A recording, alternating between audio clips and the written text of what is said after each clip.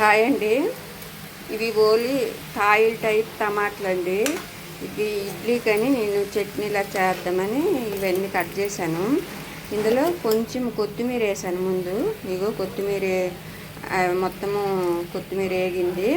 తర్వాత టమాటాలు వేసాను. ఇలాగ కొంచెం పండి కాయలు ఉన్నదైతే పచ్చడి టేస్ట్ చాలా బాగుంటుందండి. ఇడ్లీకైనా రైస్కైనా చాలా బాగుంటుంది.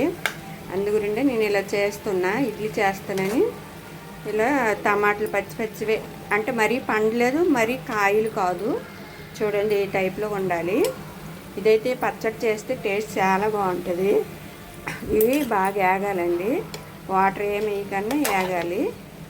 ఇప్పుడు ఆ పచ్చడికి అనమాట పచ్చిమిర్చి, ఎల్లిపాయలు, జీలకర్ర, ధనియాలండి ఆయిల్లో వేపిస్తాను. ముందుగా వేపిసి మిక్సీలో వేస్తాను. ఫస్ట్ ఇవి మిక్సీ పెట్టేద్దామని. అంటే వాటర్ ఏమి వేయకన్నా చూడండి, టమాటాలు ఎట్లయినా వాటర్ వస్తుంది కదండి. ఆ వాటర్లో మగ్గితేనే టేస్ట్ బాగుంటుంది. కాయలు కానీ వాటర్ వస్తుంది. ఇవి బాగా మగ్గాలి. ఇప్పుడు ఇట్లా ఉడికిన తర్వాత ఇప్పుడు చల్లగా అయిన తర్వాత మిక్సీ పట్టుకోవాలి. ముందుగా ఈ పచ్చిమిర్చి మిక్సీ పడుతున్నా. సరిపడా ఉప్పు వేసుకోవాలండి. చింతపండు ఇంత వేసాను నేనైతే. పులుపుకి సరిపడా చింతపండు వేసుకోవాలి. ఎందుకంటే ఇలా మిక్సీ పట్టుకున్నా.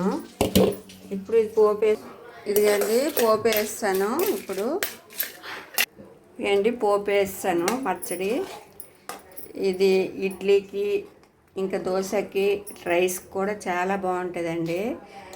ఇట్లా పచ్చి టమాటకాయలు టేస్ట్ చాలా బాగుంటుంది. నేను అక్కడ బండి మీద మరీ ఎంచి తీసుకున్నాను. ఎట్లా అంటే చాలా బాగుంటుంది పచ్చి టమాటాలతో చేస్తే పచ్చడని. రైస్ తోటి కూడా చాలా బాగుంటుందండి. ఇంక వేరే కూర అవసరం ఉండదు, అంత బాగుంటుంది. సూపర్ ఉందండి పచ్చడి. మీకు కానీ మా వీడియో నచ్చినట్టయితే లైక్ చేయండి, షేర్ చేయండి, ప్లీజ్ సబ్స్క్రైబ్ చేసుకోండి. థ్యాంక్ యూ అండి.